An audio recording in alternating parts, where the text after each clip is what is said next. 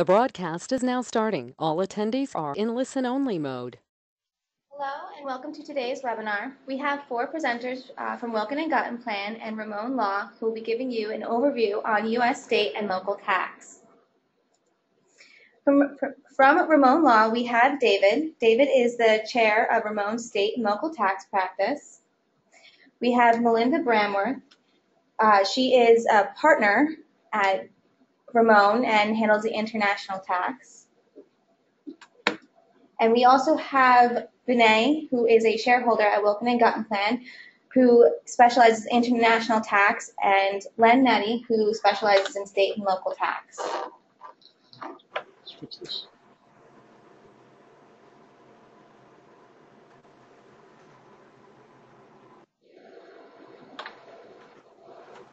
Okay, am I on, everybody? No, we were just getting some technical issues resolved. Sorry about that. Before we get started, I just want to cover some housekeeping items. During the presentation, if you have any questions, please use a question pane on the right-hand side of your screen. We will try to answer as many questions as possible, but if we do not answer your question, we will try to email you after the session. We will also be having 4 polling questions throughout the presentation. In order to obtain CPE or CLE credit, you must participate in these polls. Once the webinar is finished, a survey will be emailed, which also must be completed in order to receive your CPE or CLE credit. If you would like to view the webinar again, we will have the recorded version on our website later this week, as well as the PowerPoint. Please note that this presentation and materials are all copyrighted. And with that, I hand this presentation over to David. Okay, thank you very much. Everybody, this is David Fruchtman speaking, and I welcome you to the presentation.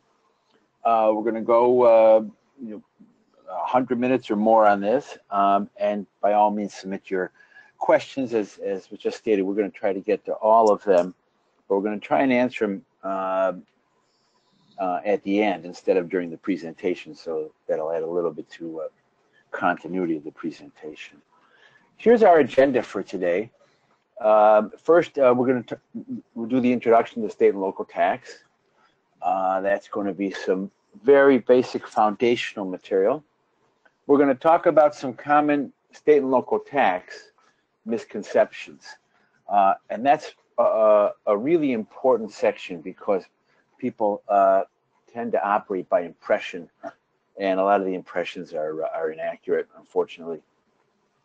We'll talk about tax presence rules, also known as nexus, and how they relate to international principles. Some of this may be surprising to some of you. And then we'll dive back into some of the fundamentals of specific taxes.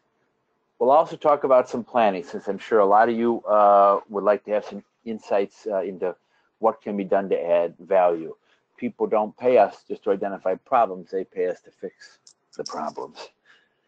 And then when there's non-compliance, which is, first of all, if it's you or if it's your clients, you're not alone, but it can be fixed. There are some strategies, and we don't need to beat a new path here or invent a better mousetrap. It's been done, and we can help you to do it. Any of the folks on the phone.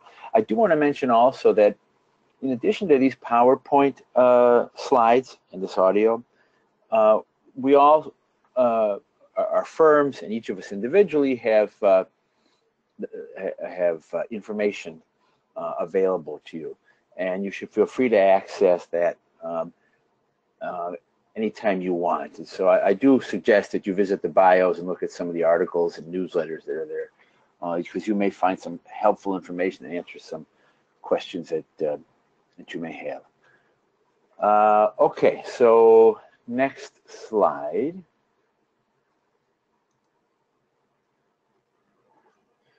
So Amanda, it didn't advance here. There we go. Okay. Introduction to state and local taxes.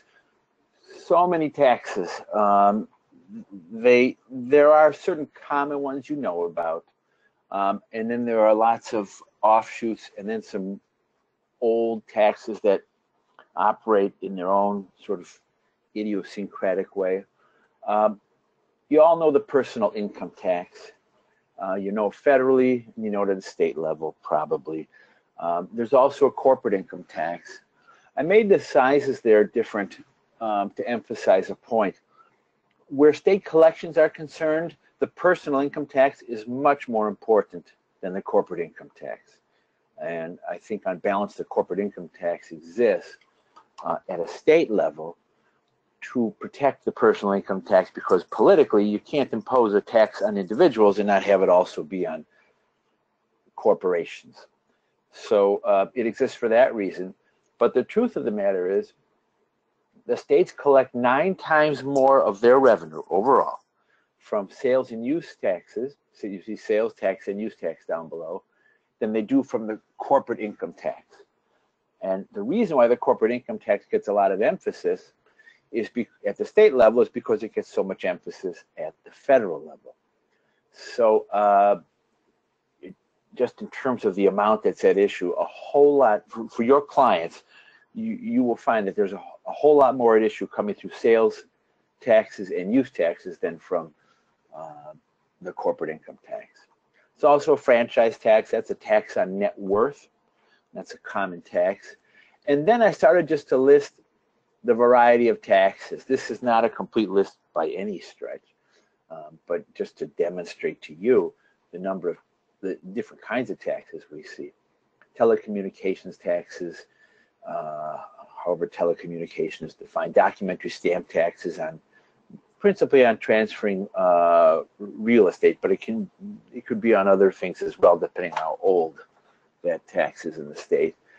Business and occupation tax, that's Washington's version of an entity to entity level tax. The estate of abandoned property is not a tax, but it's a very significant liability, and it is best run out of the tax departments, and we'll get to that. Rental car tax, I didn't see anybody from that industry on here. Maybe some of the CPAs have clients in that industry, but so there are local, all sorts of tax on tourism type activities, including rental car tax. And derivative liability, which is a huge concept. Nobody wants to be responsible for somebody else's tax. However, if there's non-compliance, that situation can arise. And that's a place where we can all add a lot of value by helping our clients or the senior officers at the company, and sometimes even just line people who are involved with tax compliance from being liable for someone else's tax. We'll talk about that. Common principles. Income taxes, federal conformity to a greater or lesser extent. All right, we're talking about income taxes here. This is really important that while we go through this, it's really important that you keep in mind what tax we're talking about at that moment, because we will move between taxes. We'll give you signposts along the way, but please recognize that the taxes have different principles that apply, going all the way down to the most basic. Income taxes, federal conformity is the rule, but within that rule, there's a lot of variation. Some states conform to the federal income tax as of a particular moment, and until they moment in time, and until they update it, they're stuck in that moment in time. Some states adopt the federal income tax as it exists currently, and so you need to look at the particular state that you're concerned about to know how the conformity plays out. And this is really important with these recent federal changes and whether the states are conforming to these changes or not. It starts out with the question of whether the states conform to federal. As we said, a large majority of states do. But then do they conform automatically, or do they have to enact something that says the Internal Revenue Code of 1986 as enacted effective May 1st, 2018 or something like that. Different kind of entity level returns at the corporate level. The most basic one is a separate return. Entity files by itself. We could also have a combined return where several entities are treated as a single economic unit.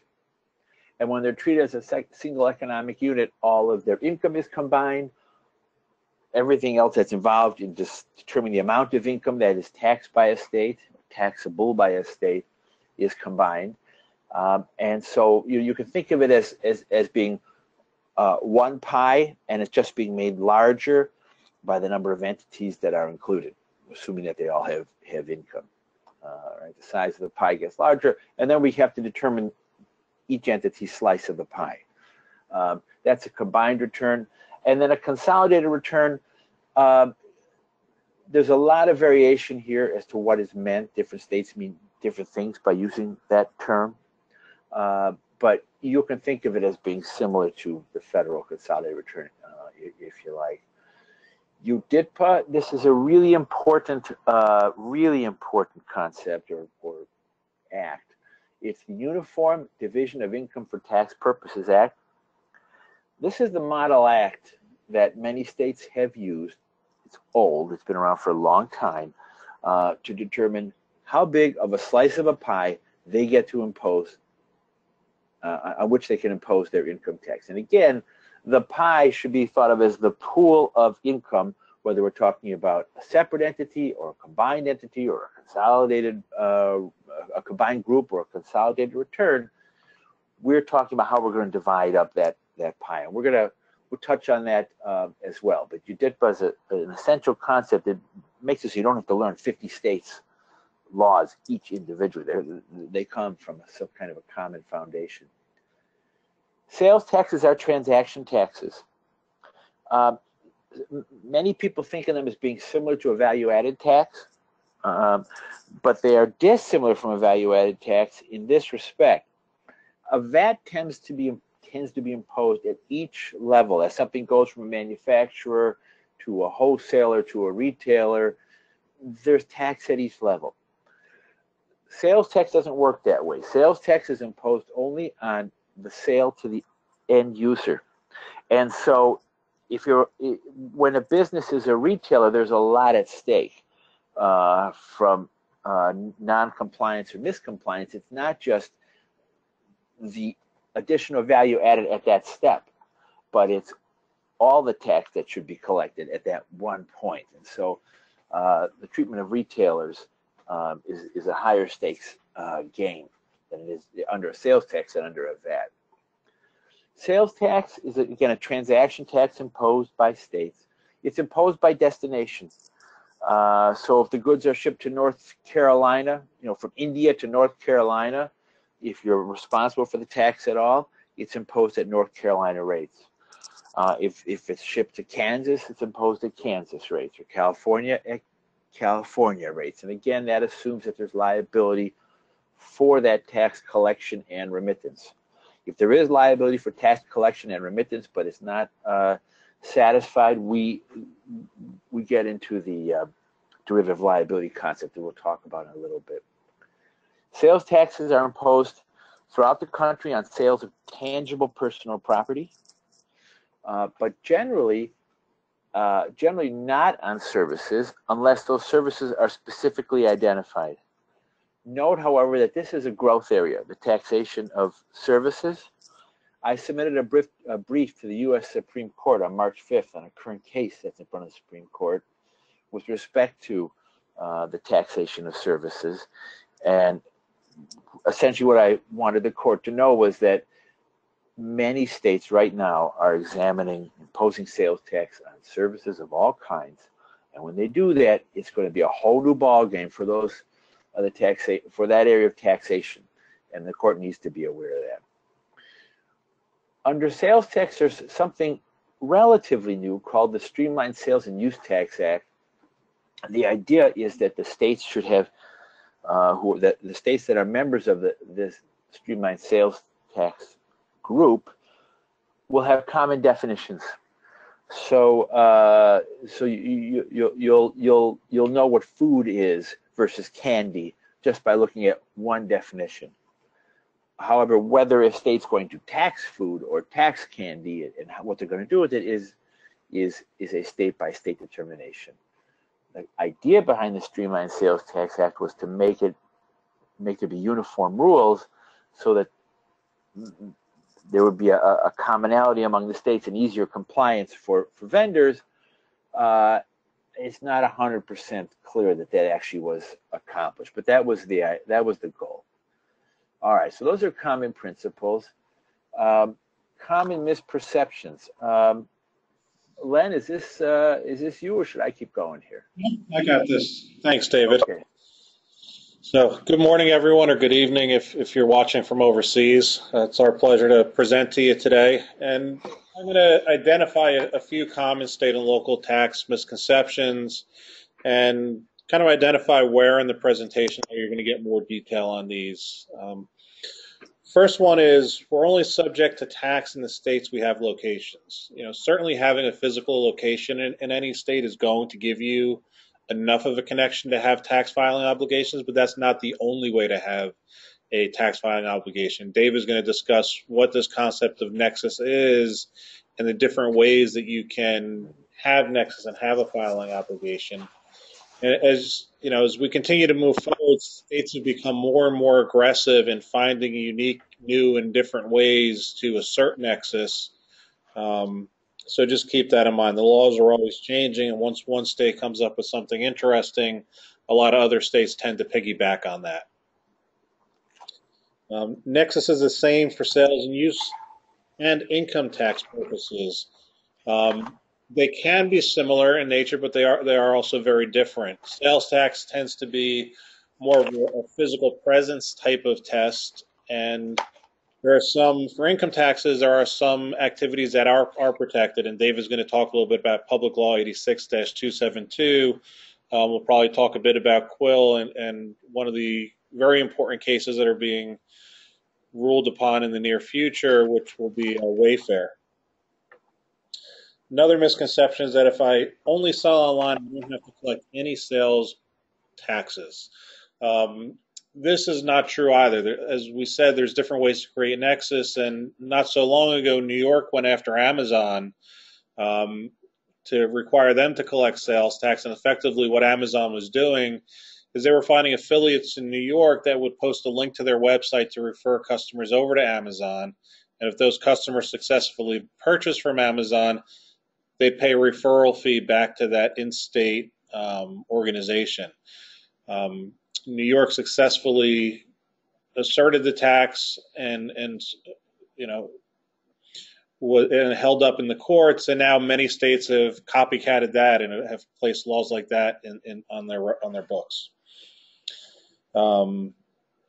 All states have similar tax rules. While there may be some commonalities across the different states, you really have to dive into each state itself because there are different nuances. You have certain commonalities like they all have to respect Public Law 86-272, which David is going to get into. But even when you get down to granular sales and use tax, certain items may be taxable in one state, but not taxable in another state.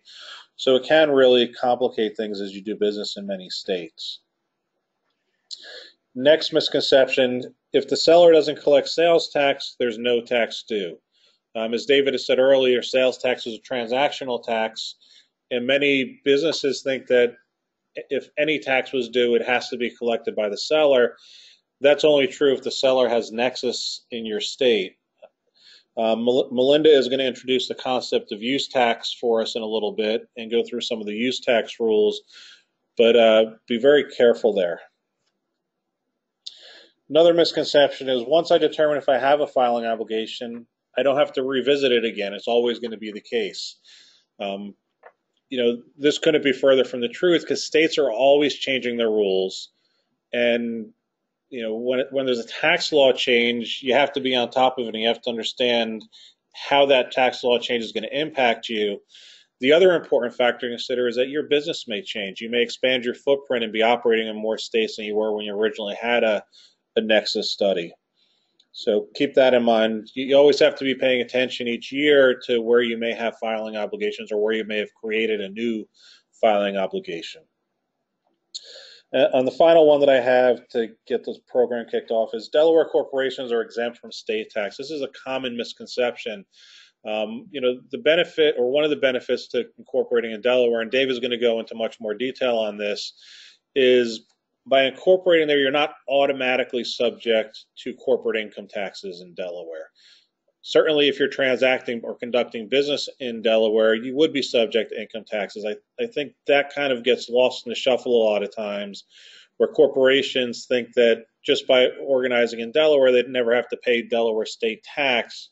It's just that it's not automatically mandated by organizing in Delaware. So with that, I'm going to turn it over to Vinay to move forward. All right, thank you, Len. So Len and David kind of outlined some concepts, and one of the key concepts is what gives the state the right to tax somebody, and that's what we're going to spend the next few minutes talking about. And for the purposes of my next few slides, we're going to be focused mostly on income tax. And we're looking at this really from the point of view as a foreign company coming into the U.S. And so for that, because of that viewpoint we're taking here, I want to spend the next few slides talking about some of the international aspects, and then David is going to get into the state and local aspects in far more detail. So let's say you're a company outside the U.S. and you want to exploit the U.S. market. You think you have a great product that is going to be very successful here. How do you enter the U.S. market? Well, probably the most common way is to form a U.S. corporation that is wholly owned by the foreign parent corporation, and it could be a very simple operating company in the outside the U.S. that owns 100% of the U.S. company. There could be a foreign holding company that owns subsidiaries all over the world. Regardless, once you go down the step of having a wholly owned U.S. corporation as being your entry to the U.S., you're taxed for the most part very similar to any domestic U.S. corporation. You've got U.S. federal tax on all of your corporate income, and as we've alluded to before, the states will have their own way of slicing the pie. And that U.S. corporation is going to be subject to those same rules like any other domestic U.S. entity would be. What's really important here is transfer pricing. So if I am a UK pharma company that's doing manufacturing and I'm selling my finished product to my U.S. distributor, who's in turn selling to the ultimate users, that price that the U.S. Subsidiary buys from the UK parent is really going to be very critical in determining the profit taxed in the U.S. and the profit taxed in the UK. And the U.S. has its own transfer pricing guidelines, as do most countries, but that's really your starting point. And it has an impact for federal taxes, and then obviously it has an impact for state and local taxes. So transfer pricing is not directly a SALT item, but it certainly drives the train. So I want to focus on that. The other way that we often see companies coming to the U.S. is creating a limited liability company, LLC. Now, LLCs are probably, I don't know if they're the most common, but they're certainly very common ways to do business in the U.S. But ironically, if you look in the tax code, I don't think you'll find the term limited liability company. A limited liability company is an animal that's created under state law that has flexibility as to how it's taxed for U.S. tax purposes. And as a general rule, if I have a U.S. LLC that's owned by one owner, what we call a single member LLC, it's taxed as one of two ways. It can either be taxed as a corporation, in which it's taxed the way we talked about in the below at the top of the slide, or it can be treated as what we call a disregarded entity, meaning that we pretend as if that LLC doesn't exist. So if I have my UK parent pharma company that sells to its U.S. single member LLC, it is as if the UK parent company is doing business in the U.S. directly via a branch. And that's something really important to understand, because we have we come across a lot of foreign companies coming to the U.S. That hear that they should own an LLC, so they go out and they form an LLC, and they happen to be the only owner, and they don't realize they've effectively created a branch in the U.S. So you might say, why is a branch a bad thing? Well, a branch is really not a great thing in the U.S. because there's a cloudiness, for lack of a better term, between where the branch office ends and the home office begins. And there is a set of taxes, one is called the branch profits tax, and the other is called the branch interest tax, that are really designed to put a branch on a similar footing as a U.S. corporation. But in reality, it doesn't work that well. And you can end up often with some unintended taxes by coming into the U.S. as a branch if you haven't really carefully planned for it. So you may say, okay, what does that have to do with state and local tax? What it has to do with is, what is your starting point for the income that's going to be apportioned to the states? Where is that pie? Is that pie that you're slicing up for the states, is that the U.S. federal income, or is it the worldwide income? And different states take different positions on this when you have branches. So I'm sitting here in the state of New Jersey. New Jersey recently had a case with a large Indian company called Infosys, where the state of New Jersey was saying, we had to determine the amount of income that New Jersey is going to tax is based on Infosys's worldwide income. And New Jersey actually lost because Infosys said, well, the starting point should be the amount of income taxed to the U.S. under the federal rules. And I just throw that out there as just a very recent example of kind of the conflict in operating as a branch. So I see a lot of people who come into the U.S. as a branch who don't intend to, so I wanted to spend some time talking about that. So let's say that you do decide to come in as a branch, or you don't really have an entity. You're just going to have some goods. You're going to get a website on Amazon, and you're just going to ship them over. Now, David's going to get into more detail in a few minutes about some of the specifics. But if we're dealing with a country that the U.S. has a treaty with, all our treaties have a concept of permanent establishment. And think of permanent establishment as like a safe harbor. This is a set of things that you can do in the U.S. without creating a federal tax. And it is subjective, but the treaty, as well as the guidance under the treaties, will give you some idea of what you can do or not do. And it gives you some opportunities to plan if you want to have a very limited footprint in the U.S. and not be subject to tax. Again, Dave is going into a few specific examples. If you are coming to the U.S. from a country where we don't have a treaty, the analogous concept to permanent establishment is effectively connected income, ECI. Now, here, as you can imagine, these are rules set up by the U.S. government and enforced by the IRS. So the goal here is, or the result here is, the bar tends to be much lower. It is much easier to end up being subject to tax in the U.S. If you're coming in from a non-treaty country when you're dealing with the ECI rules. So that's why I say in my second bullet, there's less protection than a permanent establishment, and it's generally more subjective in nature, generally less taxpayer favorable. So two different ways to come in and try to avoid U.S. tax if you can. A really important thing, again, not a direct link to state and local tax, but something important to know if you're coming to the U.S. is the ability to file a protective form 1120-F. An 1120-F is the U.S. corporate tax form that a foreign corporation that's doing business in the U.S. would file. So if I'm coming in as a branch, because I was a single member LLC, I would file an 1120-F and report my income attributable to my U.S. operations. But let's say that you're going to come into the U.S. and you believe that you have protection because you have not created a permanent establishment, or you've not risen to the level of having effectively connected income, so you think that you're okay from having to pay any U.S. tax. Well, should the IRS find out and ultimately be successful in their assertion that you do owe U.S. tax, there's a very harsh rule that says that in that case, the IRS can impose a tax at the regular corporate rates based on your gross income without the benefit of deductions. So as you can imagine, that's a pretty horrific result. One way to prevent that, or the only way that I know of to prevent that possibility, is you have the ability to file what they call a protective form 1120-F, which is basically filing that form 1120-F with the IRS. And there's a little box that you check called protective filing, and you attach, you give some basic information. You might have to attach a statement. And if you do that and you file that form on a timely basis, you will have protection that should the IRS disagree with you, you'll only be taxed on your net income and not your gross income.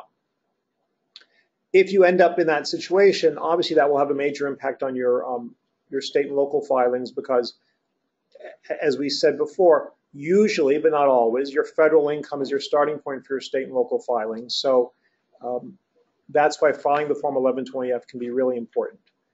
So that's kind of a background from the foreign point of view coming into the U.S. With that, I'm going to turn it back over to David to kind of tie this all together to state and local tax. David, if you want to take over. Okay. Yep. Vinay, thank you. May a business have state tax presence even without having a permit established in the United States? And the answer is yes. And I think if you get nothing else out of this presentation than that, you've gained a lot. Because you need to, everybody needs to understand that the states are their own entities. It's a matter of what's known as federalism. They have the right to adopt their own rules, and they don't have to follow the PE rules. The treaties don't apply directly to the states. So many states have lower presence standards than a permanent establishment. The states have something known as, under the U.S. Constitution, something known as substantial nexus. And those are, of course, are just two words, but they're words that have been filled with meaning over the years. They come out of a 1977 case. There's principles from before then that are applied in that case and we continue to apply, and they've been developed since. Substantial nexus is the phrase. It means having a little bit of tax presence shouldn't be enough to make a remote business subject to taxation in a state, but the presence has to be substantial, but that's a term of art. And for many states, substantial nexus is a lesser threshold than a permanent establishment, which is to say you might be protected by a treaty, as Vinay described, or your client might be protected by a treaty, so it's not subject to federal income taxation. Nevertheless, it could be treated as having substantial nexus with the state. And if it does, it won't just be for income taxes, but it could be for sales taxes, use taxes, and any of those other taxes that we had on the earlier slide where we showed a bunch of taxes in different colors. Many states do not recognize U.S. treaties. No states are required to recognize U.S. treaties, so if they do, it's because they've decided it's in the best interest of themselves and their taxpayers, but they don't have to. Most states offer no benefit for foreign tax credit. It's a separate entity. It's just a separate entity level tax, and the foreign tax credit, by and large, is of a federal character, but not of a state character. I think these three examples would be helpful to you, and I'd like to go through them.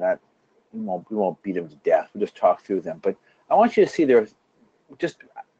we happen to pick three circumstances that the model income tax convention of, you see the date, November 15, 2006, says that these do not create permanent establishment, but they will create substantial nexus with the state under the U.S. Constitution. Here's the first one: maintaining a stock of goods belonging to the foreign business solely for the purpose of storage, display, or delivery. So that won't create a PE. There's a safe harbor. But the states don't sign on to that, and having a stock of goods in a state is not even close to the line. It's over the line. That will create substantial nexus between the business and the state, so that the state has jurisdiction to impose its tax or its tax collection or remittance responsibility on this foreign business. The second example: maintaining a fixed place of business solely for the purpose of purchasing goods or collecting information for the foreign business. Again, there's a safe harbor for PE, but this will create substantial nexus. Maintaining a stock of goods belonging to the foreign business solely for the purpose of processing by another enterprise. So that is a safe harbor for the PE, and that generally creates substantial nexus with the state. Sometimes you'll find a state that doesn't want to push substantial nexus to its limit. They're going to create their own safe harbors. And that's because they want to benefit some industry in the state, maybe printing businesses, so they'll let somebody from out of the state, a foreign business, own the paper that's in the state, and own the whatever it is that's printed that's in the state while it's in the state. It could be for fulfillment purposes, but that's a political decision that's made. That's not a decision made at the Revenue Department level. So by and large, I mean, the answer is that creates substantial nexus under the Constitution. Do the states have a carve out? You'd have to look for a specific industry, and those are few and far between. Okay, so here's the first polling question. It's important that you answer it so you get credit. And here's the question. Companies based outside the U.S. must consider, and I'll select one of these four possible responses: state sales tax, state income tax, neither of the above, or both of the above. So it doesn't matter what you say, just say something so you get credit. And I guess, let's leave this open for a few seconds, and then we'll close it once we get a majority of the responses. This way everyone gets their credit. Okay.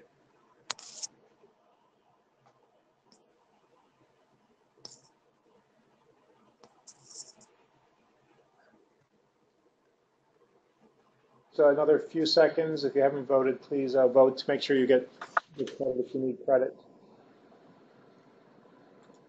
And okay, and okay. We'll close it out. All right, so here we go. So we're done with that. We'll go to the next slide if I have control of this. Yeah. Okay, tax presence. We're drilling down a bit now. We talked about how state you could have tax presence, even though federal you're protected from having a tax presence under a treaty, safe harbor. Tax presence is also known as nexus. N-E-X-U-S is a connection between you often hear people talk about whether a business has nexus with a state. They mean tax presence, same thing. And so that general concept, I think we've probably clarified that at this point, is just that. Does the business have a sufficient number, quality of contacts that makes it subject to a state's tax, or in the case of a sales tax and use tax, tax remittance, collection and remittance obligation. We start out with constitutional tests. This is the U.S. Constitution from 1789, infused with meaning over the last couple hundred years. We have the most important clauses for the constitutional test are the due process clause, meaning is it fair? Right? Is it fair to impose a tax or a tax collection and remittance obligation under this circumstance? And the test for due process, it tends to be viewed as being very low, but for the lawyers in the room, it is still a meaningful test. Is it fair for a state to impose an obligation on an international business that's simply sending its goods into the stream of commerce? The other clauses all come under the Commerce Clause, really. There is a Commerce Clause in the Constitution that says Congress will have the right to protect commerce among the states, between and among the states. And there's something known as the Dormant Commerce Clause, and this is not in the Constitution. However, when it says that Congress has the right to protect commerce among the states, among the states, the meaning of that is also, well, if it says Congress has a right, but it does not say that the states have that right. The states don't have that right. They do not have the right to regulate commerce among the states. Congress has it, the states don't. We know that because the Constitution talks about Congress and it doesn't talk about the states. And the Foreign Commerce Clause imposes limits on the states in addition to the sort of limitations that are imposed domestically. The Foreign Commerce Clause says, hey, state, if what you're doing has a substantial risk of multiple taxation between the U.S. and other countries, or if it interferes with the ability of the United States government, the federal government, to speak with one voice to foreign countries, the state's ability to impose a tax in that circumstance can be limited or non-existent. So these are by and large these are concepts for the lawyers on the call, also for the accountants on the call, for any clients that are on the call, that you're going to have a hard time applying these to yourself. It's just kind of hard to see when you're not doing it all the time. Planning in this area is possible. Tax presence planning, and we're going to talk about this a little bit later, is a high stakes game. And if you do put in place a tax presence plan, which is most certainly possible, it requires discipline throughout the organization and vigilance in monitoring this and keeping people informed. One of the things you'll find is that a business, of course, exists to make sales. And so the salespeople, if they have a potential to make a sale in Maryland and they're in DC, well, it's just a matter of crossing over a border that you don't even see it, and nobody stops you. So the salesperson goes. And now all of a sudden, you didn't think you had tax presence outside of DC and I suppose Delaware, if you're formed in Delaware. And the business now has tax presence in Maryland. And of course, that can happen on a repeat scale in lots of different states. And so that's why I say it requires discipline and vigilance. We can all make up a tax plan, and everybody in the tax department has a copy of it, and management signed off on it. And then as soon as it goes into a drawer, everybody forgets what's supposed to be happening anyways. And that's the real risk of tax presence planning, because there's a lot of downside. Okay, sales and use tax presence. All right, first, a brief description of the difference between sales taxes and use taxes. You should think of these generally as whether the tax is being imposed. The tax is almost always imposed on the consumer. The business simply collects it. All right, that's not uniformly the rule, but it is the common rule. The sales tax is imposed on the consumer. The business simply collects it and remits it. If the business doesn't collect it and remit it, then the business can be liable for that uncollected tax, which is really bad news for us to give to a client and for a client to give to his management, because you have to explain to management that we are now paying somebody else's tax. And that's an unhappy day for whoever has to report that. So sales taxes are collected and remitted. If a business does not collect tax on a sale, the state still can require, and every state that has a sales tax does require, the consuming business to pay tax. And this is done for a reason. It'll be obvious to you in a moment why this use tax exists.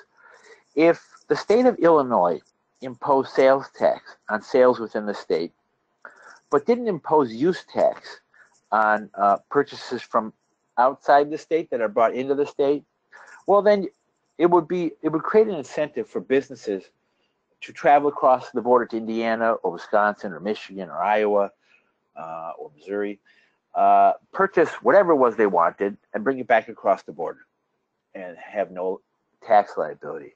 And so the states have said that if a sales tax is not paid on a purchase and the purchased item is used in the state, that the general rule is a use tax is owed on the value of that purchase. And that creates a disincentive. It exists, the use tax exists to protect the sales tax and to protect in-state businesses that otherwise would lose their business to out-of-state vendors. The rates are the same as sales taxes by and large. Again, that's not uniform, but that's by and large. Whichever tax potentially applies to vendors, what is the stake? I think we've covered that. Well, that's enough for right now. I think we've covered it. and this is really important. Well, wouldn't it just be easier for a vendor to say tax included, and then I'll just I don't know how to compute all these rates for all these different states and all the compliance involved and figure out whether I have tax presence or not. I'll just take the risk. I'll just say tax included. And the general rule is that that's not permitted. It's actually a crime in a lot of states. No one's going to jail for this, but you don't want to have your business be committing crimes. The general rule is no, you cannot advertise tax included. The states want the consumers to know whether tax has been paid on that sale or not, because if it hasn't been paid, the consumer has an obligation to pay it. And just saying tax included, the states have said, is not satisfactory. Okay, so what is sales and use tax presence? Well, most basically, it's physical presence. All right, and here we have there's a Supreme Court case a case in front of the Supreme Court right now involving this question of physical presence. What the court has said, going back to 1967, and then again in 1992, is that an out-of-state business has a physical presence in a state, has tax nexus with the state, tax presence, as they say, nexus with the state, if it has, for sales and use taxes, if it has a physical presence in the state. And then we get to the question of, well, how substantial must that physical presence be? It seems pretty clear that if there's a person in the state, that creates tax presence. That is a sufficient physical presence. Well, what if the person's only in the state for 2 days out of the year? What if they're there for only a trade show? What if you come with lots of what ifs? And we can talk about any of those, but the important principle is that if a business has no physical presence in the state, we don't have a person coming into a state during the year. We don't have any property in the state during the year. We don't have any representatives in the state during the year. All right. The idea that a representative, a non-employee representative, can create physical presence is well established among the states and under federal law. So if anyone was thinking that might be a way around this, that path has already been traveled, and the answer is it's not a way around it. So a representative can create tax presence. This question of physical presence has been a great difficulty for the states. It came in under cases that were talking about catalog sales. It came in at a time when the states only were involved with taxing sales of goods. The states, of course, now there are many types of remote transactions that don't involve catalogs per se, and that also might not involve sales of goods. They might involve digital merchandise. They might involve services. And so the states have been chafing under the physical presence rule and finding as many ways as they can to try to sneak around it or squeeze past it so that they don't require physical presence. They say that if a business has economic nexus in the state, meaning a sufficient number of transactions, sales that is, or either a number of transactions or volume, that we're going to treat it as having tax presence in the state. This is in front of the United States Supreme Court right now. As I said at the top, I wrote a brief, submitted a brief to the Supreme Court on this issue, and the court heard oral arguments on April 17th. The expectation is that by the end of June, we're going to have a decision by the Supreme Court as to whether physical presence is still required for sales and use taxes. So you are all listening to this at a very interesting time because this physical presence test has everybody's attention right now. So we'll all have to monitor that. The case, by the way, in case you want to write this down, is called Wayfair, W-A-Y-F-A-I-R. It's the state of South Dakota versus Wayfair. And there's some other businesses involved as well, Overstock and Newegg. But Wayfair is what everybody's calling this case, and that's how you see it referred to in literature. Groundhog nexus. We have, I don't know if this goes out of the U.S., I think it doesn't. We have a day here called Groundhog Day, and the idea is that if the groundhog comes up and sees his shadow, then winter is going to end earlier. If it doesn't see the shadow, winter will last longer, or vice versa. But whatever it is, the point is that the shadow, all it takes is a shadow to predict whether winter is going to continue or end. And obviously it's a superstition, but again, the point is that a shadow is enough to determine something. And groundhog nexus is where the states move towards.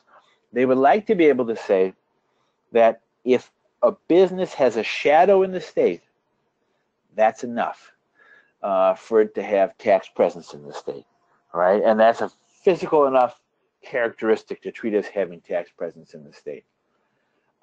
There's a case in Ohio right now, and there's also a statute in Massachusetts involving cookies on computers, right? If somebody visits a website and the website leaves a cookie on the computer, and the computer is located in New York or California or Texas, wherever it is.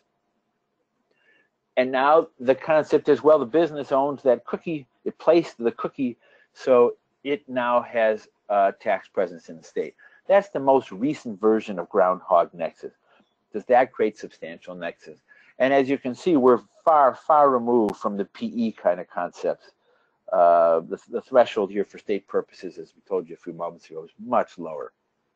We're not going to answer this question on this call, whether these create tax presence. I just want you to be aware of them.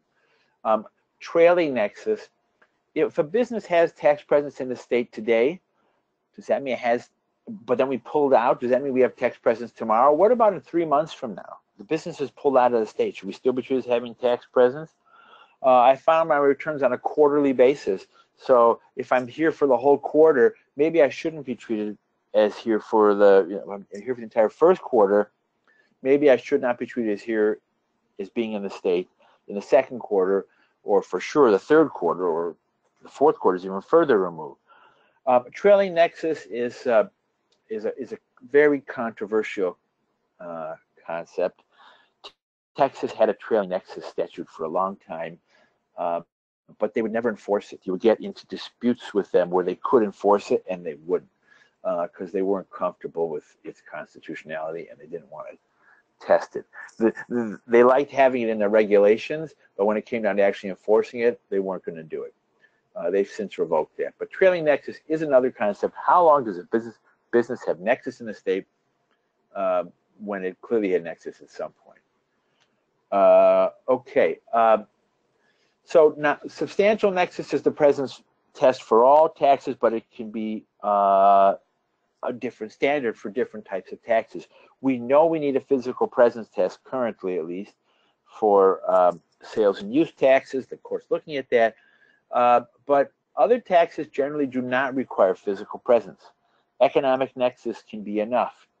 So some number of transactions in the state can be enough. Again, either number of transactions or in volume. That's a state-specific analysis, right? So we're talking generally here. This is an introductory presentation. It's enough that we recognize that there is this concept of economic nexus that the states do apply outside of the sales and use tax area, that they'd like to apply in the sales and use tax area as well, if the Supreme Court will permit that. Okay, so let's see, Public Law 86-272. If a business sells tangible personal property, you sell spices or computer parts, or something else that's characterized as tangible personal property, there's a bit of good news for you. For net income taxes, but net income taxes only, the business can be permitted to enter the state, to do what's required to make a sale, and to leave the state, and not be treated as having tax presence for the state's net income tax. And this came about in the late 50s, early 60s, and right around 1959, because of the mess that the states were making of income tax enforcement against remote businesses. So Congress enacted a statute, and essentially what it says, and you see there's different bolded aspects of it here, We're talking about states, so it doesn't apply to the federal government, and it applies to net income taxes. And what it says that is this: a business can solicit the sale of tangible personal property in the state with acceptance or rejection of the order occurring from outside of the state, and shipment or delivery occurring from outside of the state. And if all of those things happen that way, then the state won't have, then the business won't be treated as having a tax presence in the state. What you find in practice is this. These days, businesses that sell only tangible personal property are becoming a decreasing percentage of the business universe. And also making sure that your salespeople don't do something that lands on the other side of this statutory safe harbor from substantial nexus for, again, net income taxes is difficult. As we said before, with respect to tax presence planning, generally, salespeople do what they have to do to make a sale. So if that means replacing stale inventory, they're going to do it. If that means taking back a check for payment of goods, like if a customer says, listen, I want to pay you right now, I don't want to mail it back, I don't want to incur the charges and uncertainty of doing a wire transfer, here's a check, just take it back with you. Well, the salesperson is going to take it. But by doing that, the salesperson has brought the business to the other side of the 86272 safe harbor. And so we just need to be very careful here. Again, this is consistent with the idea that tax presence planning is a high stakes game, and we just want to be careful about that. This is always true. All right. These two rules are really important. We said if there's only one thing you get out of this, and that there's you could have tax presence for a state, for state purposes, but not for even when you don't have it for federal purposes, then this presentation will be a success, and that is, I strongly feel that way. The next thing that I would want you to know for sure is that for all taxes, a corporation always has tax presence in the state in which it is incorporated. Once a business incorporates there or forms there, if it's an LLC, it has tax presence. It has agreed to be subject to that state's taxation. There's no argument. There is no Delaware exception, and that is such a common misperception, that if you form in Delaware, you're not subject to income taxes. It's not true anywhere, period. That forming in Delaware does not protect a business from being subject to any other state's taxes. It's just never true. Not only that, it doesn't necessarily protect the business from being subject to tax in Delaware. Delaware has some exceptions, but that's Delaware's choice. And here we say there's no Delaware exception, although in certain circumstances the state will not impose its income tax. That's true. Under Delaware law, there are a couple of exceptions. The state here means Delaware, by the way.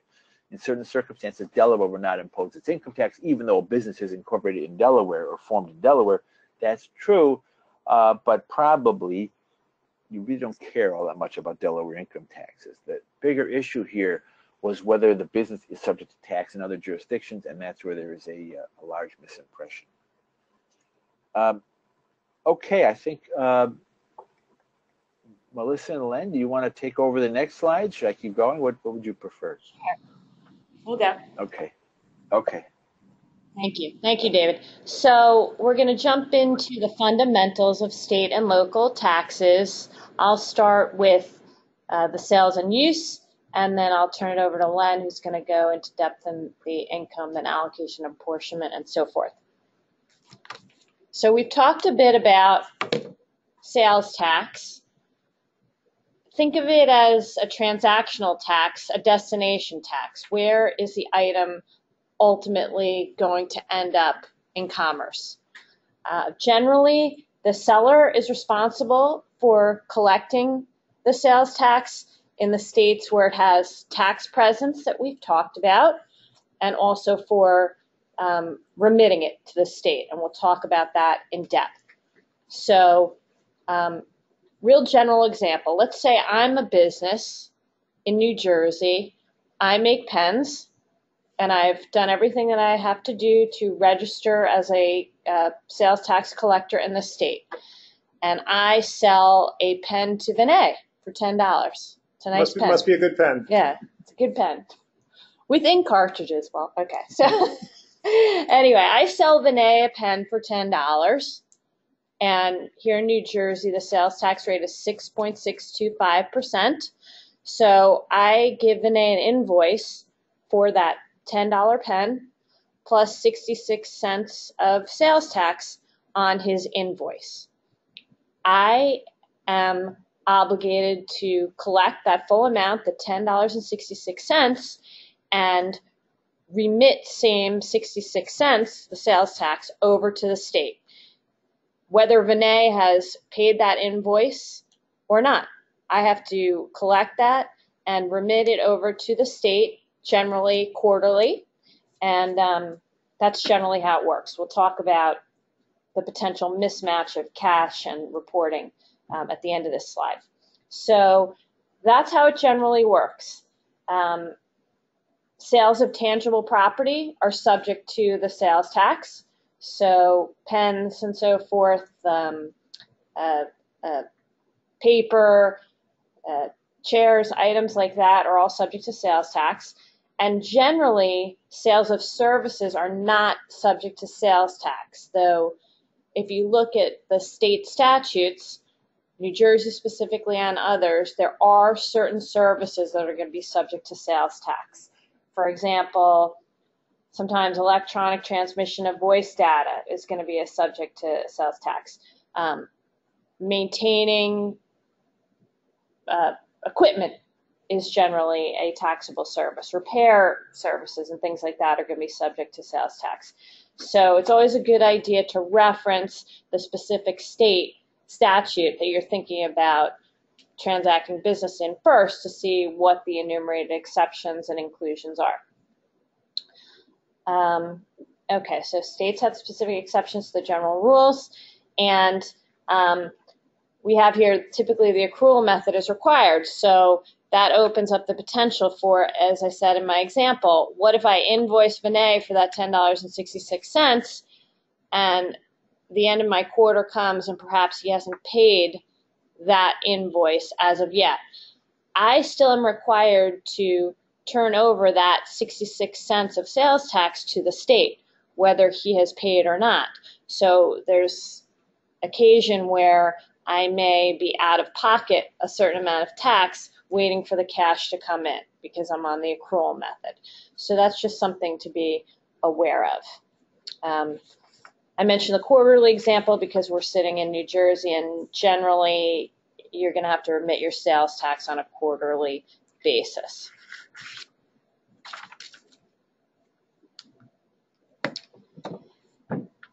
So we have the sales tax, and we have what a lot of people refer to as a compensating use tax. Okay, also a destination tax. Going to apply to the use of certain taxable items and services similar to the sales tax. You're going to usually have the same taxability rules, meaning the same types of inclusions, exclusions, and rates. Use tax is not going to be applicable if the sales tax has already been paid. So back to that pen example, if I've remitted that 66 cents of tax over to the state on my sale of tangible personal property to Vinay, the compensating use tax won't be due. So you see the differences between the two. Basically, for who calculates the tax and how the tax is going to be accounted for. So when we're talking about sales tax, basically the tax is going to be collected and remitted by the seller as an agent of the state. And we're going to talk about later how that potentially imposes personal liability on certain persons who are seen as responsible parties for those purposes, but we'll talk about that later. Whereas the use tax is self-assessed. It's remitted basically by the end consumer. And important point to note here is that that does make it become an area of focus for a lot of tax examinations, which makes sense since it is self-assessed. It can be opposed on purchases from out-of-state vendors who are not required to collect tax within the state, who have not purposefully come into the state, done everything right, registered themselves as collectors of sales tax. So a lot of opportunity for state scrutiny there. So you need to be careful about that. So that's general on sales and use, and I'm going to turn it over to Len. Great, thank you, Melinda. Going to also just quickly talk about some sales and use tax exemptions. Certain purchasers of tangible personal property and also services that would be otherwise taxable qualify for exemptions. And typically the way most states operate is that purchaser has to provide the seller with a sales tax exemption form. And you as the seller who's receiving the exemption form, as long as you receive it in good faith, you're generally not going to be required to collect any tax from them. One important factor to consider is the exemption form must be properly completed. I'm going through, or just recently finished and completed an audit with the state of Texas where my client accepted a sales tax exemption form, but there was one section of the form that the purchaser didn't fill out. And Texas wasn't willing to accept that exemption form because it wasn't properly completed. And we really had to jump through some hoops because the purchaser was not very cooperative with us going throughout the audit process. So you really have to be careful to make sure that you're getting these forms properly completed up front and you are receiving them in good faith. And when we talk about good faith and whether you're receiving it in good faith, the good rule of thumb is if you have no reason to believe that they're going to do something other than what the exemption qualifies for, you can receive it in good faith. But if you're selling to someone who's claiming to be a reseller, but you know that they're going to use it in their own trade or business, you may need to charge them tax even though you've been presented with this form because you have facts contrary to the exemption form that's being presented to you. Some common exemption forms are going to be for sales for resale. The theory behind this is that the states are only entitled to tax the end user on a product. It shouldn't be subject to tax every time it's transacted, from the manufacturer to the distributor, then to perhaps the store that's going to physically sell it to the consumer. You can see if you didn't have a resale exception or exemption, the same sale could be taxed multiple times as it's continually moving down the process. You also have a manufacturing exemption, and a lot of states end up combining manufacturing and resale together. But some states have separate manufacturing exemptions where if you're going to be buying equipment that's going to be used in the manufacturing process, or you're going to be buying some supplies that are going to be consumed as part of manufacturing, if you provide your vendor with the resale exemption certificate, they won't need to charge you tax because ultimately you're going to eventually collect the tax from who you sell it to unless there's an exemption form that applies. Many states have capital improvement exemptions, not all states, so you have to be careful where if you're hiring somebody to make a capital improvement to real property, these are generally going to not be subject to tax as long as the service provider is also using all of their own materials and supplies. If you separately buy the materials and supplies for a capital improvement, the material and supplies you're buying directly would be subject to sales and use tax. It would just be the labor portion that is exempt at that point. And most states have an exempt organization exemption, whether it's a charitable organization or a governmental type of entity, these would be exempt from tax, and these are acceptable exemption certificates to accept. So polling question number 2. A company which purchases office supplies from an online vendor which does not charge tax, A, do nothing, it's the vendor's responsibility. B, must pay use tax with respect to the purchase. Again, if you're requiring credit, please do complete these, and we're going to hold it open for about 10 seconds.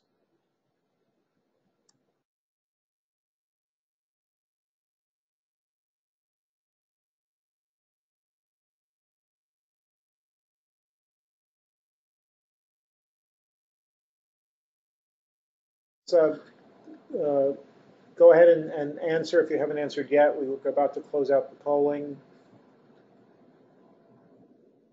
And Amanda, why don't we close it out now? Oops. Perfect. Thank you. And the answer to that one is B. If you buy an otherwise taxable item through the internet where you were not assessed sales tax, that's where, from Melinda's discussion, where use tax kicks in, and you must self-assess and pay use tax. So we're going to talk a little bit about income tax, the mechanics of income tax.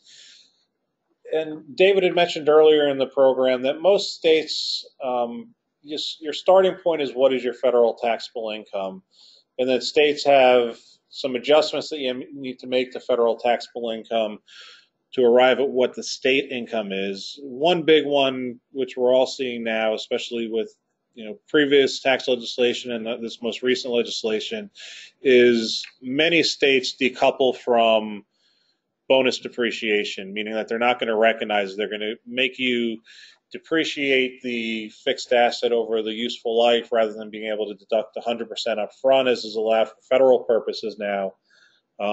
Another big one when it comes to depreciation is Section 179, which is also another immediate expensing of fixed asset acquisitions. Most states do decouple from that. A state like New Jersey has decoupled from both. New Jersey doesn't allow any bonus depreciation, but does allow for a minimal amount of Section 179 capped at $25,000 compared to the $1 million that's allowable for federal tax purposes.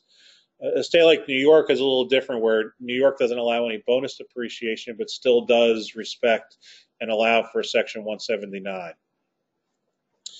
Then once you calculate what your taxable income is, you have to figure out which state is subject or able to tax it. And to start the discussion on that, let's talk about business versus non-business income and the concepts of what is allocation and what is apportionment. So when we talk about business income, this is generally going to be defined by just about all states as, income derived in the ordinary course of your trade or business. So this is what you're doing for a business. It's normal transactions for a business. This is going to be considered business income, and generally business income is subject to apportionment.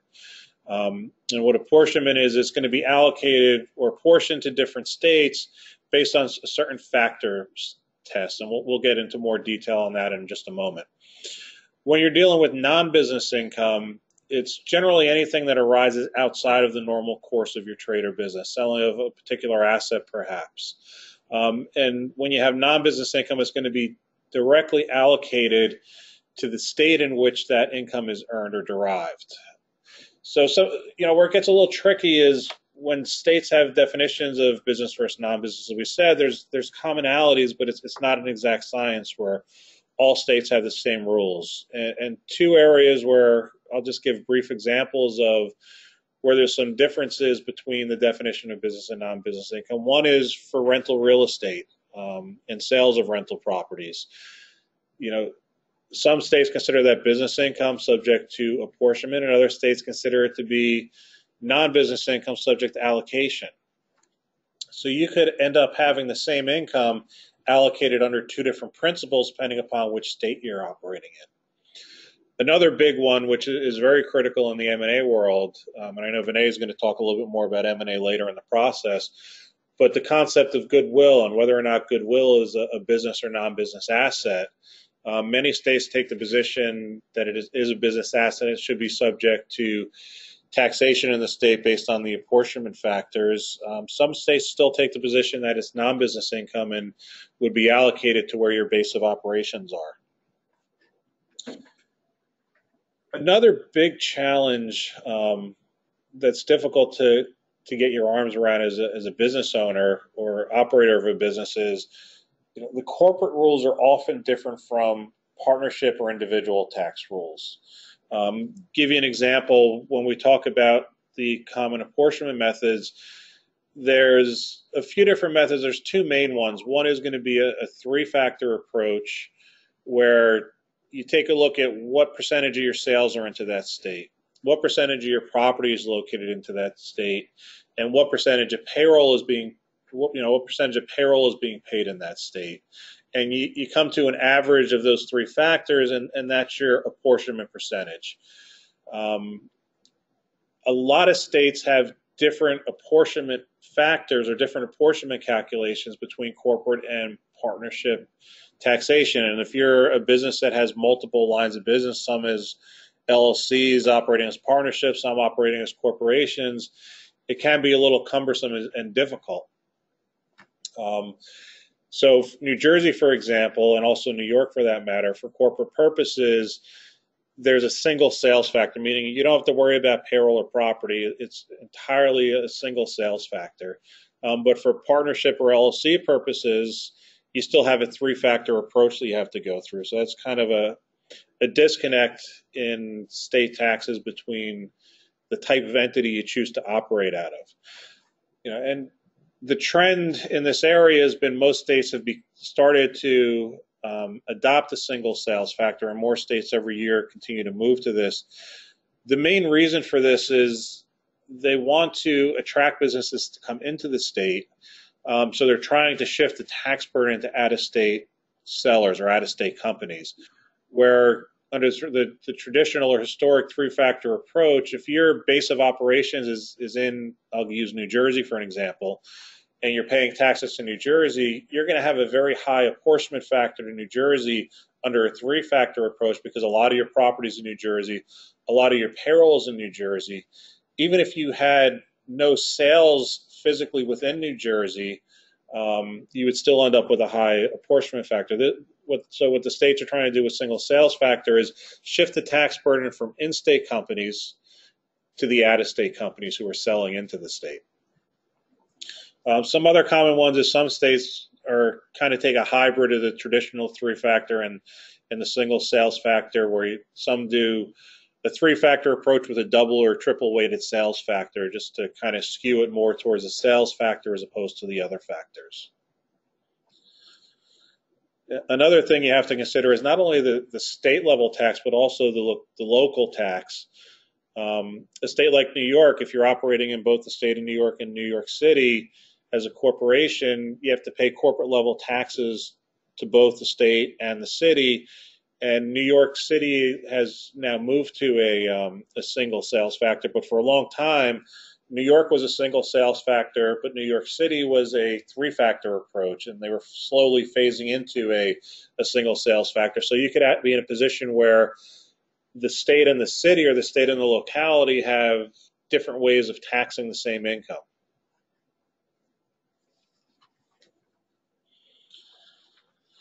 So the other thing that's been changing and trending is, how do you calculate the sales factor for each state? Which sales are going to be included for each state? Can the same sale be included in the sales factor for both states? Unfortunately, the answer is yes to that question, and that could result in a business paying state and local taxes on more than 100% of their income for the year. So you have to be careful. When you have sales of tangible personal property, it tends to be pretty standard, where whichever the destination state is, whichever state the product is being shipped to, is where it would be sourced. So if you're a seller in Colorado and you're shipping a tangible personal property to Idaho, that would be subject to tax in Idaho. Where you have to start being careful is some states have unique rules when dealing with tangible personal property, and they could actually try to claw back some of the sales. If you're selling to a state that you don't have nexus, they could claw that sale back, and if it's being sold out of or shipped out of a state into another state, they would actually claw it back and treat it as a sale of the home state. California is a state that has done this for a long time. Where things have been changing a lot is for sales of services, and the historic model for where services would be sourced was a cost of performance basis. And what cost of performance essentially is you look to where the services are physically being performed. So if you're say you're a maintenance company, you're going on site to fix things for a company, wherever that service is being performed, that's the state that it would be subject to tax in. Now, what about professional services? Look at us as accountants or attorneys. A lot of our work ends up getting done in the home office, wherever we're based out of. So where you have cost of performance for a taxpayer like us, a lot more of our sales under cost of performance are sourced to the state where we have locations. What a lot of states have started doing now, again, under the theory of trying to shift the tax burden from in-state taxpayers to out-of-state taxpayers, is taking a market-based sourcing approach. And here you're really looking towards where is your customer deriving benefit from the services you're performing? And that's the state that it would be taxed in.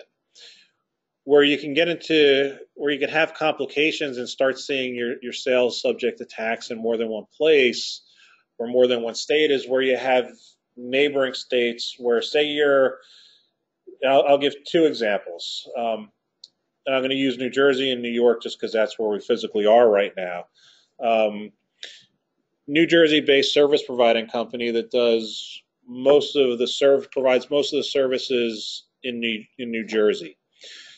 New Jersey is a cost of performance state as we currently stand. It's likely that in the very near future we're going to shift to market-based sourcing, but all the tax, all the income, all the sales will be allocated to or apportioned to New Jersey because that's where we're performing the services.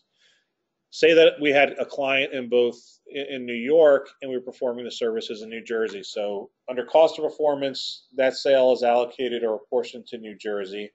But New York is a market-based sourcing state.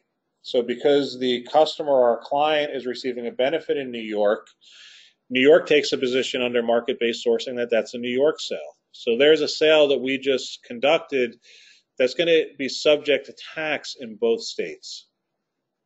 And because I'm talking a lot about sales and apportioning to different states, when you're apportioning income, I think it's important to note that you're not specifically identifying sales that are going to be subject to tax in any unique state. You're coming up with an apportionment factor where you look at your overall net income and apportion it to different states based on the factors we come up with, as opposed to looking at, what was the profits on our business conducted in Illinois or Indiana or New Jersey or New York. Generally, we're going to have our corporate net income and we're going to apportion it based on these factors we're discussing. So we gave the example where two states are going to be able to tax the same sale or use that in their apportionment factors for taxing net income. Let's just flip it around, and a New York-based service provider is providing services for a New Jersey company, but is performing all the services in New York. We now have an example of a sale that's going to get allocated to or apportioned to nowhere for purposes of our allocation factor, because it's not going to be subject to New Jersey taxation because the services were performed out of New Jersey, but it's also not subject to tax in New York because the benefit was received outside of New York. So then we move on to some franchise and other types of business taxes. And, for companies that are able to take advantage of Public Law 86-272, these types of taxes become problematic because they're not income taxes. Public Law 86-272, as David said, only provides protection for taxes based on net income for tangible personal property. So some states have a pure tax right against gross receipts. Maybe 1 or 2% of gross receipts derived in the state will be subject to tax. Some states have an adjusted gross receipts tax, like Texas. Texas starts with gross receipts and then allows you to have certain reductions to gross receipts. Some taxes have more of a franchise tax where they're calculating a tax based on your net capital. Other states, and a lot of states, have minimum taxes.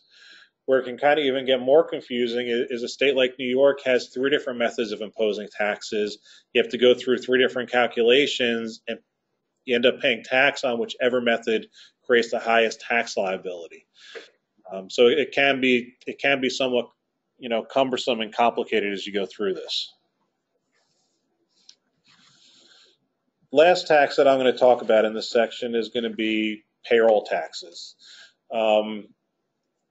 When do you have to start withholding taxes from employees? If you have a New Jersey-based employee that travels into another state to do a project or do a job, it's going to be based on that state's individual tax rules. Some states have a de minimis threshold where maybe you're not going to be subject to needing to withhold on an employee's taxes until they cross a threshold of a specific number of days presence in there.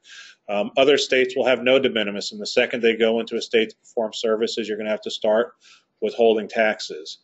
When do employer-level taxes kick in? A lot of states have unemployment taxes, disability taxes. Some have family leave taxes. So there are going to be some taxes that are going to be imposed on you as an employer. You also have to pay attention to reciprocal agreements. If you are conducting business in a state that allows neighboring states' employees to not have to pay tax in your home state, but actually collect tax for where they live, that creates a little bit of additional complexity for you. I'll give you New Jersey and Pennsylvania as an example. If you're an employer in New Jersey, but you've hired a Pennsylvania resident, typically an employee would pay taxes to wherever they're performing their services. So a New Jersey-based company, someone working in New Jersey would pay tax in New Jersey, and you would be required to withhold New Jersey. New Jersey and Pennsylvania have a reciprocal agreement where they're not going to tax the other state's residents on wages, regardless of where they're performing services. So a New Jersey-based company would not have to charge tax to a Pennsylvania employee, and vice versa. So you have to be cognizant of these when you are conducting business in many different states. There's always the thought and hope that at some point we're going to have a federal law to standardize these rules. There's been a number that have proposed and just haven't gone anywhere. Maybe we'll get this in the near future. I'm not optimistic. David, maybe you have some insight as to whether you think it's likely or unlikely we may eventually get a federal law to standardize remote employees and traveling employees. So my first thought is it was amazing that you were sending this to me right now, because I was just going to jump in with a slightly different point. So the timing was great. In terms of a federal law to standardize this, I am not expecting that anytime on the horizon. I just don't see it being a big part of discussion. So I guess that's a short answer to that question. I want to point out something else that is a very common question that I get from my clients, and probably Len and Vinay and Melinda, you get from yours as well, which is if I'm a business in New Jersey and my employee decides to be in Pennsylvania or New York or I don't know where, Connecticut, they don't mind driving, does that give me tax presence in those other states because somebody lives in those other states? And the answer is no. Just because an employee chooses to live outside of the state where the employee does work does not create tax presence for the business in those other states. This is an example of where the due process clause especially comes into play, because it simply wouldn't be fair. Intuitively, everybody who's listening in, without knowing anything about constitutional law, that just because somebody decides for their personal reasons to live someplace other than where the business is located, it would not seem fair, and it isn't fair, and it's not constitutional for the business to be subject to tax simply because an employee lives remotely. If the employee starts to do work for the company, contact customers from that remote location, maybe receive mail from the remote location or FedExes or whatever it might be, now you have a different issue. But just because an employee lives someplace else does not create tax presence for the business in that someplace else. So Len, I'll toss it back to you now, I think. Great, thank you, David. Let me just kind of echo one point. Don't really have any solutions, but with many of our clients are consulting companies. They will send out people for temporary assignments, sometimes 1 week, sometimes 6 months, and the question becomes: at what point does the employer start withholding back company's payroll taxes? And it's a question that we have to have with each client individually. The states will say, for the most part, day one, $1, if you're in that state, you're subject to payroll taxes in that state, and it just becomes very challenging to implement on a practical basis. Absolutely. So that brings us to polling question number 3. A company which sells software support services in multiple states can use Public Law 86-272 to minimize income taxes. To minimize A, sales tax, B, income taxes, C, franchise taxes, or D, none of the above.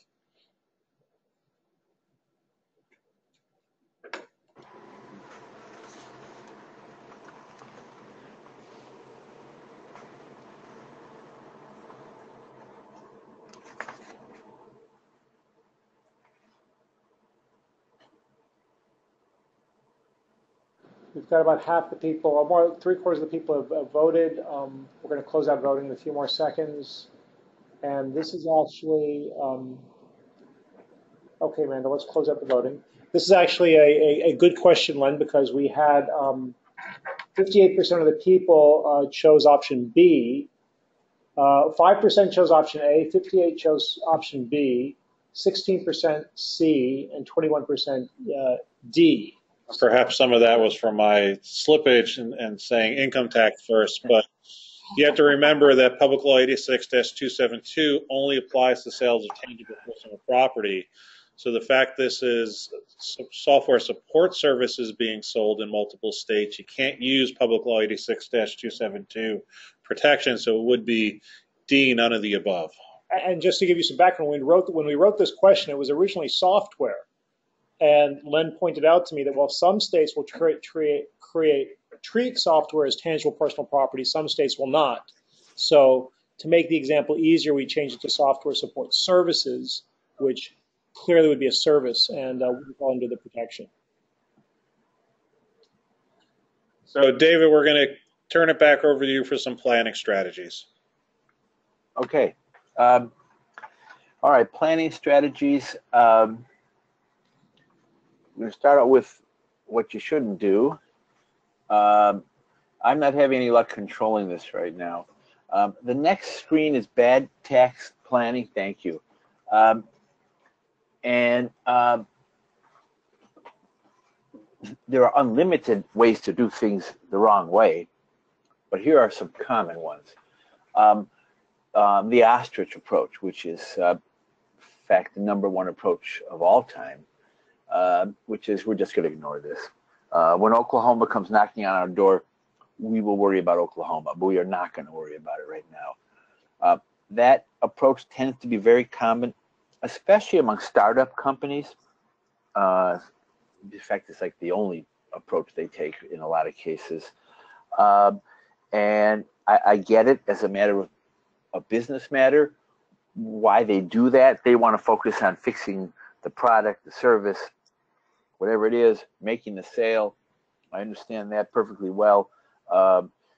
Everybody should know that the company is exposed has tax exposure, and it can be a big number. But as long as they know it, there's not much that we're going to do to change their mind about that. It's not tax planning really at all. It's just ignoring the whole thing. Well, maybe you can just play the audit lottery, right? That's the question you ask your advisor. What's the chance of the state of Florida actually auditing us for this? Right? Are they ever going to find us? It's not something that we lawyers can advise upon at all. People get in trouble for that. So you will not get a lawyer to answer that question. I don't think the accountants can answer it either, by the way. Anyways, it's bad tax planning. Proper guidance, David, and then they have to make their own decision. Okay. So Now, muddying the water, just making messes and trying to confuse the circumstance enough that an auditor will leave you alone. The burden of proof is going to be on the business. And so all of a sudden you have a big muddy mess, it ends up being the business's problem.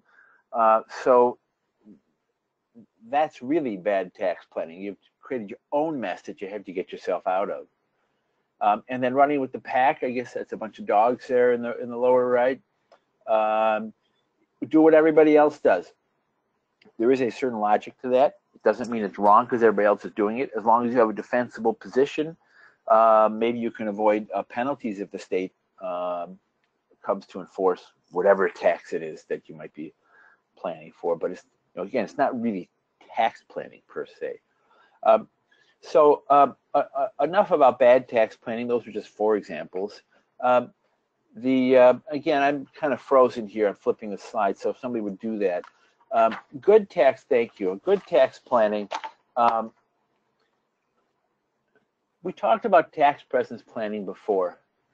That is the high reward, high risk tax planning. Keep yourself out of the state. If you're out of the state, you don't have to collect and remit the state sales tax. The sales tax adds, you can call it 8% to the cost of goods. And that's a material difference. If you can cut 8% off of your cost by selling over, at least currently, depending on what happens with the Wayfair case, over the internet, that's great. You say you sell over the internet, you don't charge sales tax. You do have to charge for shipping and delivery, but again, you don't have to charge sales tax on shipping and delivery. So that can be an excellent result. It also could be an excellent result for Public Law 86272. But if you're wrong, even by a little bit, that's where we find litigation, and that's where we find risks. There was a brief filed with the Supreme Court by the Multi-State Tax Commission. That's a group of states that get together and they put together white papers and theorize and also conduct unified audits. So it's a very high-level organization. Let's see, what did I want to say about the MTC? Oh, they filed a brief with the Supreme Court, and in the brief, they listed a number of circumstances where taxpayers in that Wayfair case had done something that potentially put them on the other side of the line for tax presence, and they were using that as an example of why this physical presence test is unworkable. But my reaction to this, and I wrote this in an article, was that the MTC, the Multi-State Tax Commission, in its brief, had done no more than identified circumstances where taxpayers had crossed the line, clearly crossed the line, and then we're arguing about whether they had a de minimis presence in the state, like it was too small to worry about, like, for example, cookies on a computer. And so that's a different issue, right? Do you have a de minimis presence? If you're going to do this kind of tax planning, you need to plan to be pristine. You don't plan for being a little bit over the line, I'll only put one toe in the water, but not my whole foot in the water. Then I can say I'm not really wet. You don't go that route. You just need to be out of the water. And if it's wrong, that's why it's high risk. The states generally will not give guidance because it's so fact intensive. And if not all the facts are disclosed, or they're not disclosed properly, or there was some characterization of some shading of the facts that the states don't agree with, they're given bad guidance. They don't want to be in that situation. Much better planning, and this is where we, as advisors, accountants, and lawyers can add value, is with characterization planning, especially for sales and use taxes. We can help you to characterize what's being sold as being something that's not taxed in the state or taxed at a lower rate. And an excellent example of this is something that's very common here in the United States, which is these booklets that they have weight to them, And a box of them will have a lot of weight. It could weigh 25 or 50 kilograms that allow the people who own it to make purchases at a discount from restaurants, movies, hotels, other services that are local, and they're sold by churches, Boy Scouts, Girl Scouts. They're sold as fundraisers in a lot of circumstances. And the question is this subject to sales tax? Well, it's undoubtable that it has a physical component to it. Again, we're talking about characterization planning here. This is what I think of as an excellent example of this. It undoubtedly has a physical component. So arguing that you're not selling tangible personal property would seem to be a loser. However, the value in these booklets, is in the intangible rights that are conferred, and they expire annually. So the booklet may have the same weight that it had 2 years ago, but its value is essentially nil because it's expired. And therefore, we argue that the value of these booklets is in the intangible rights that are being sold, and therefore the booklets themselves should not be subject to sales tax. That has been an effective argument across the country. And I'm not saying that any of you are selling booklets. You might be, but whatever. But the point that we're trying to make here is if you involve the tax professionals in this, or you are tax professionals advising your clients, you can help them by doing some characterization planning. We can give them our guidance. You can give them your guidance. And then if you want to get really comfortable with what's being said, we can get assistance from the states. They will issue letter rulings. They will issue them on, it depends on the state, sometimes on an anonymous basis and sometimes only on a name basis, or also on a named basis. It depends on the state. When it's on a name basis, it's binding. And that's excellent tax planning. And there's a lot of value added. So I think, again, I'm kind of stuck here. My down button's not working. But I think at this point, it's moved back to Melinda and Len. Am I right about that? Yes. Okay. So we heard about good tax planning, which of course is always the preferred route. Plan ahead. So what we're going to turn to now is strategies for fixing non-compliance. Things that you can do to perhaps fix the past. The first slide is instructive on this. What types of risks are associated with non-compliance? You know, I think all of us on the panel have had clients come to us and they say, okay, well, I haven't done this, but what is my risk? And in my view, that's really what our business is, risk analysis and so forth. So the first point here talks about statute of limitations issues, okay? Statute of limitations is the amount of time within which the government, state or federal, has to assess tax due. Assessment being the formal recordation of when a tax is due, okay? It's important to note that that statute of limitations is not going to start until you actually file a return, okay? So very well put here. No tax return, no statute of limitations, okay? No statute of limitations means that the state can come back at any point to assess tax. Not good. So we always are advocates of file, file, file, okay? At least if it's, you know, recorded with the state and sent in, your best good faith estimate of things is always a better choice to not filing, okay? Levels of liability. So when we're talking about income tax liability, your liability is generally going to be limited to the business entity.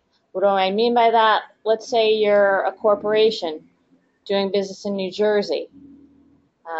You have your taxable income, you file your tax return reporting the income, you don't pay, who can the government come after to collect the tax? The entity only. This is not something that carries with it personal liability. The important distinction here is for sales tax. So when Len and I discussed state and local taxes generally, we talked about sales and use tax, income tax. Sales tax carries with it a trustee type rule. Remember the example of the pen that we talked about. When I sold Vinay the pen and I put the 66 cents of tax on that invoice, I am the agent for the state in that example. I have that obligation to collect it and remit it to the state. And when I don't, if I am a responsible person under most state statutes, I can be hit with personal liability for the failure to collect and remit this tax. This is a huge issue in a lot of businesses because what happens is if a business, say, is starting to go under or has problems paying its bills and so forth, oftentimes the first place they will go for additional monies is this tax, this pool of cash that they've reserved to pay over to the state. And I find that a lot of responsible persons don't realize that they can be personally liable for doing that. Now, each state has their own definition of responsible person. A lot of states have pretty instructive publications on their websites that will give you sort of a 10-factor test about whether you're a responsible person or not, which are helpful. I've also found that practically, when the state is looking to assess personal liability on responsible persons, sometimes they'll just do a search of the corporate records and basically tap everybody whose name even appears on the state corporate records. So I find this is a big issue that a lot of people are not aware of. So just something to be aware of. Big risk associated with non-compliance. We talked a lot about digital economy, which is getting bigger and bigger these days.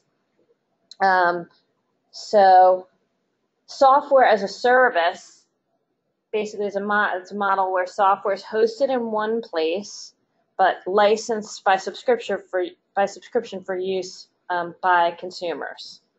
And so it's just something to be aware of for a lot of us because many states, I find, have not really wrapped their hands around how to treat this and whether software as a service is taxable in the state or not.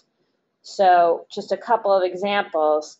Some states consider it a service. So if services are generally taxable in that state, Arizona seems to tax it this way, then software as a service is considered taxable. But in a lot of states where services aren't taxable, software as a service is not taxable. Other states like Washington consider software as a service to be tangible software, so tangible personal property, and thus taxable. So major takeaway from this is that just like with anything tax related, each state has its own rules and laws on this. And Melinda, if you don't mind, I'll just Sure. add, a lot of the states, when it comes to their positions on software as a service or other things, their positions don't come from changes in state statute. They come from changes in interpretation by the state taxation department. So the result is these rules are always changing. So we may be doing a project for a client today about whether their SaaS product is subject to sales tax in a particular state. And we really can't rely on that when the next client question comes up 3 months from now. We really have to go back and, especially in this area, constantly refreshing this because the rules, they change in little pieces, whether it be states issuing private letter rulings or administrative releases, and there's not the fanfare associated with a major change in legislation in the state. Thanks. Okay, so we have 86272 here, which we all talked about, and just noting that the protections of 86272 are not going to apply to these digital economy software as a service types examples because it's not tangible personal property. I'm sorry, tangible personal property, and that applies only to income tax and tax based on income. So best practice is, as I said at the outset of this slide, file, file, file, because a good faith return is always better to start the statute of limitations on assessment. Renee? All right, so what happens if you realize that you should have been charging sales tax on something and you didn't?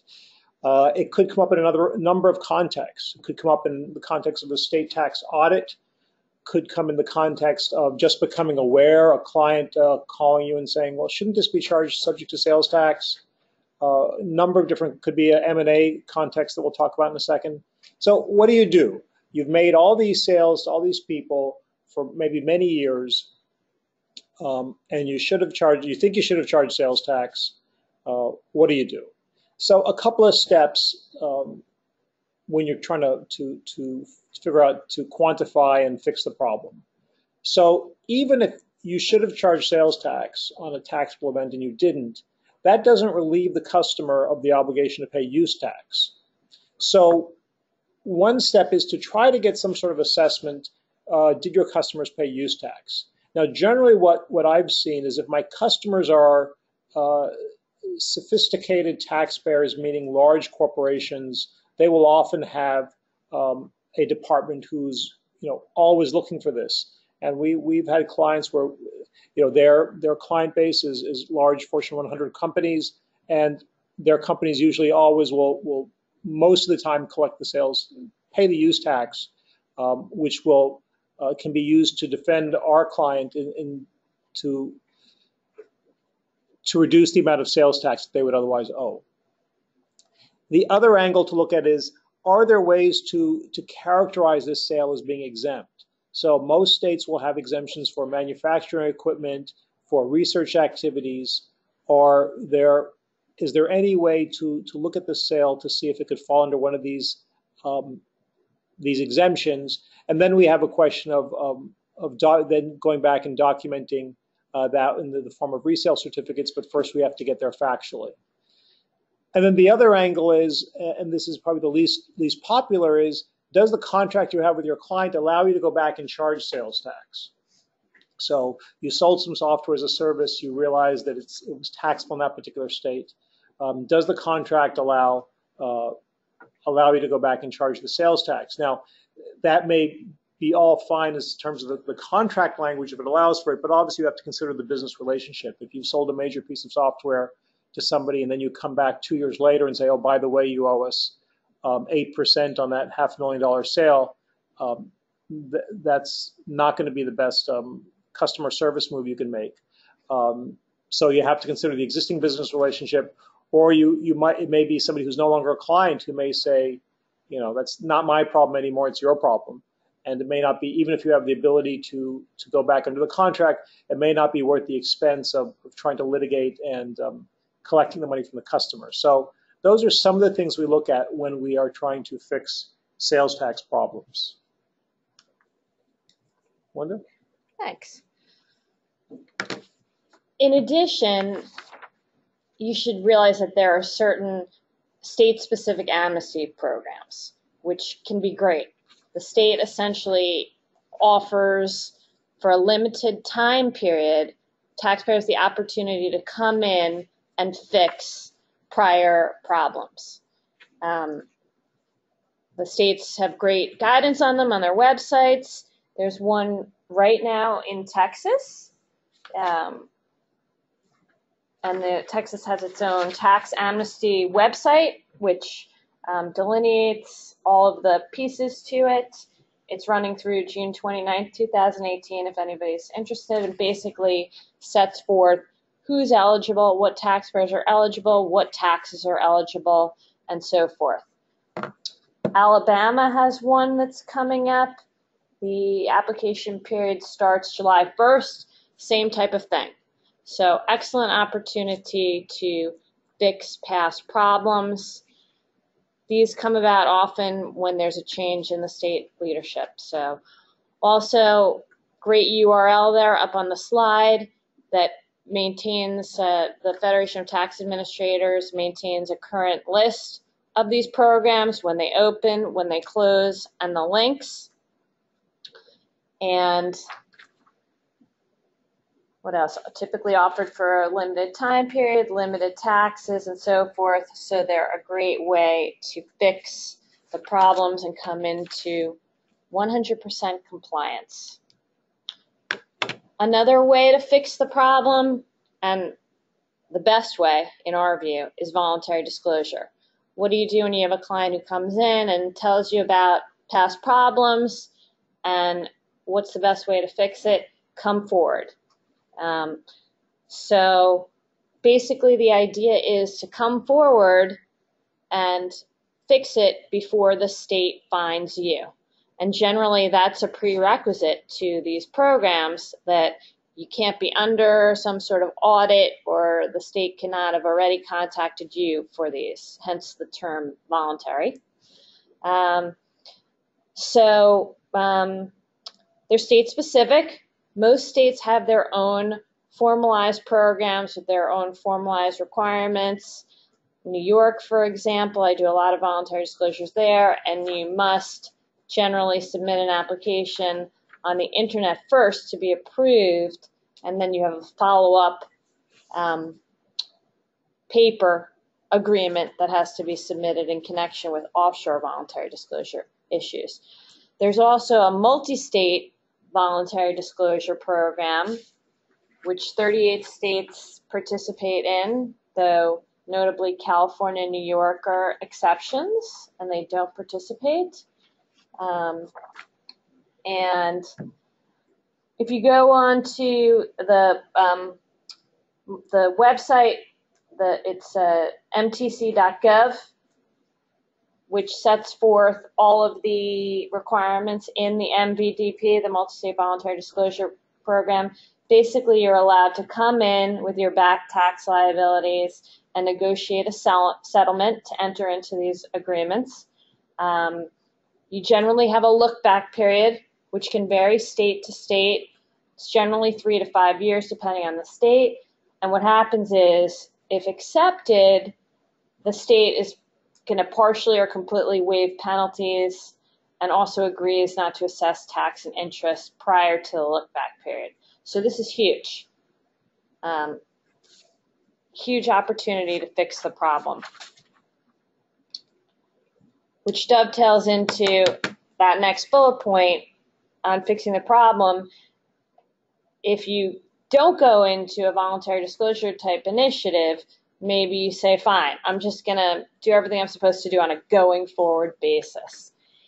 Well, I find personally that sometimes this is more of a problem when you fix it on a going forward basis, but you don't fix the past problems in some sort of voluntary disclosure program, because the non-compliance can come back on the radar very easily when you start to take a particular reporting position and you haven't done it in the past. So there's always that risk of the past non-compliance being found. A lot of clients will ask about the quiet disclosure route. Well, okay, I want to fix everything, but I don't want to go through a formal program. I just want to file my returns and fix it quietly. And that's what it means to not go through a formal program. Same problem. Additional penalties could be imposed. You don't have the defined framework available in a voluntary disclosure type program.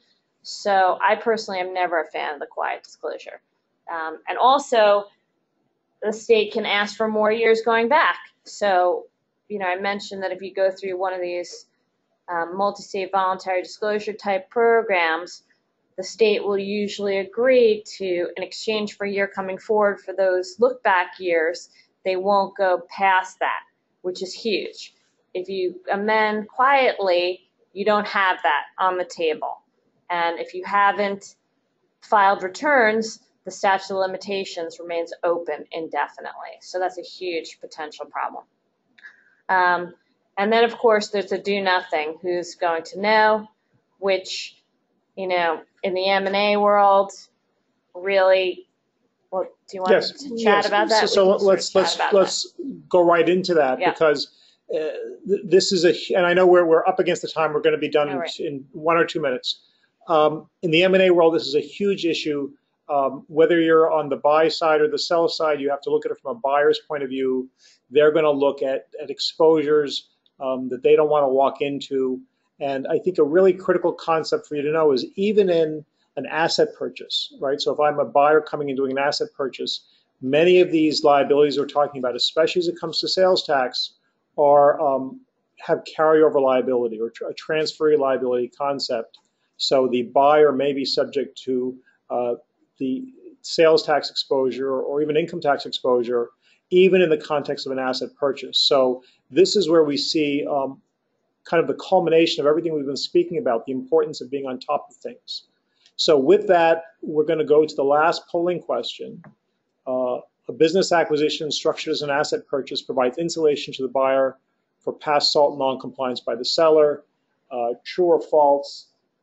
Take a gamble. Let's finish this up. We got about half the people voted. And we'll keep it open for a bit longer.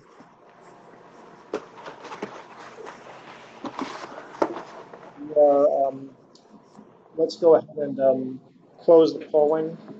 So, of course, the answer is false. An asset purchase does not provide that insulation for SALT issues. So I apologize for going a little bit over, but we hope you've enjoyed this webinar. I know we've covered a lot of different topics. We've tried to give you a overview of the different aspects of state and local taxes in the U.S.